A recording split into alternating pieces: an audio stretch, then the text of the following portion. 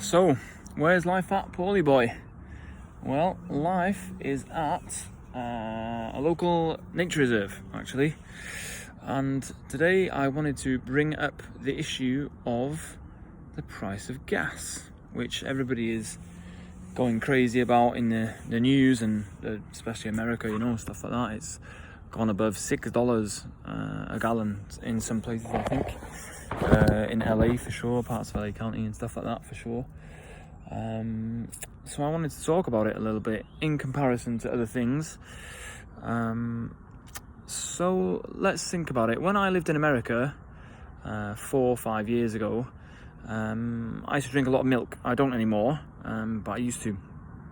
And I used to be able to get a gallon of milk for, I think it was $3.79. $3.79. It might have been $4.79, but around there, right?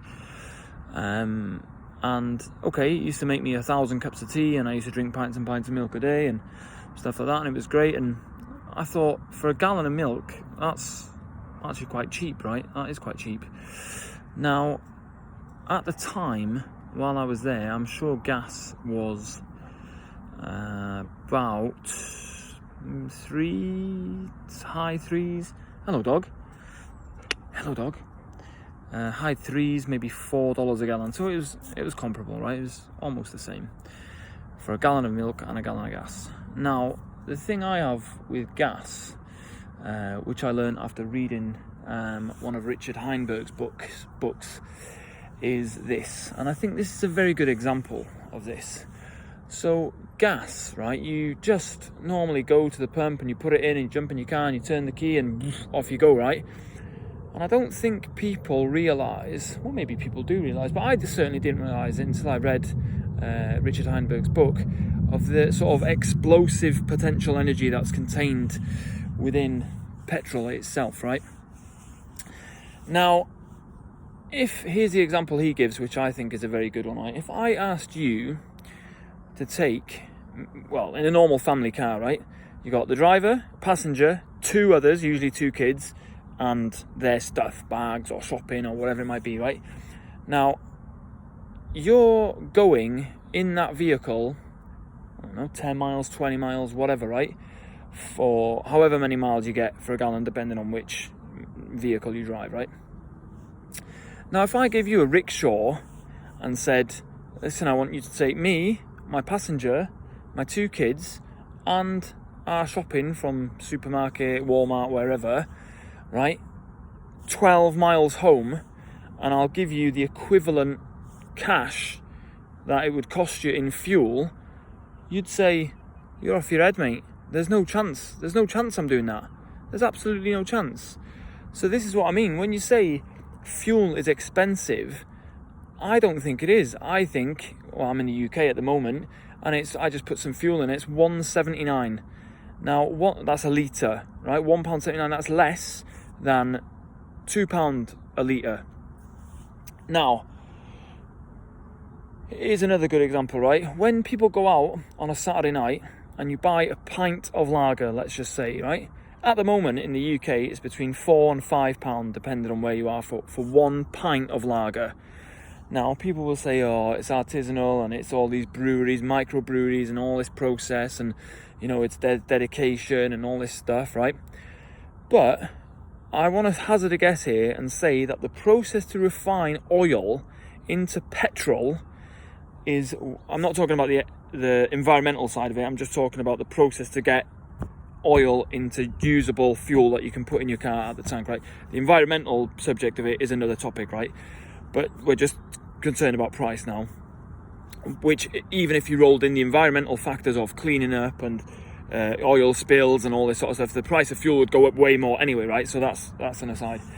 But the price of a pint of lager, which, let's face it, what do you get from it? What does it actually do? You drink it, and yeah, it tastes nice. You get drunk, you might have a laugh, you might even have sex randomly with some random person, you know what I mean? One night stand or whatever. So, okay, bonus. But the potential energy contained within petrol to move stuff and do stuff and physically change stuff, is, I mean, how does that compare to a pint, what you get from a pint of beer, which is nothing? So, I mean, I don't think the price of gas is too much. Now, if you want to roll the price of gas into your weekly budget and your weekly spends, then yeah, gas going up, £10 a week or £20 a week, or people drive, especially in America, fantastic lengths to go to work, right? Live in the suburbs, and the American model is you live in the suburbs, live in the city, drive, everyone's got a car, you never walk anywhere, all this sort of stuff. So,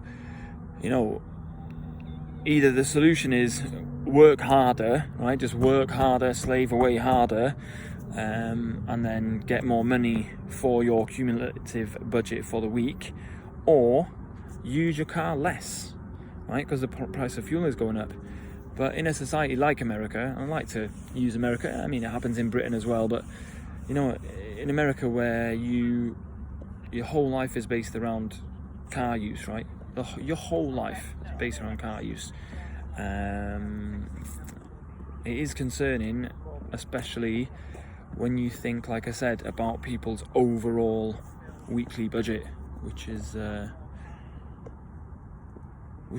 kind of scary, right? Because you've got to factor in food and this and that. And I mean, if you want to talk about petrol or oil and food, then all petrochemical agriculture, petrochemical agriculture is based on a system that uses lots and lots and lots of pesticides. Now, all pesticides are made from oil. So the next question arises: is food too cheap? Because if petrol goes up, if oil goes up, petrol goes up, food must also go up. So now it's becoming like a double whammy to your weekly budget, where you've got to think about that, right? And then there's a myriad of other things you could throw in there. Go back to the American example, where people use planes, for example, for, like we use taxis, like we use cabs in the UK, right? You just jump on a plane, hour up, hour down, you're there. Now, if the price of gas goes up so much that model becomes unsustainable, because the price of flight is going to go up, right? The price of gas goes up, the price of flights goes up, on and on and on. So in my mind, and this might be a little bit of a controversial statement to make, going back to what I said about the price of milk at the time and the price of gas at the time in America, I'm sure it's still, I mean, gas has probably overtaken the price of milk at the moment. And I'm not talking about like the subsidies that farmers get to keep milk cheap and all that sort of stuff. I mean, this could go on forever. I'm simply talking about the one facet of fuel, that is the amount of energy, that potential energy that is contained within fuel, within petrol or diesel, that you're getting for, and the ability to utilize that energy in cars and trucks and planes, to make things move, to get stuff done. So, I think that fuel,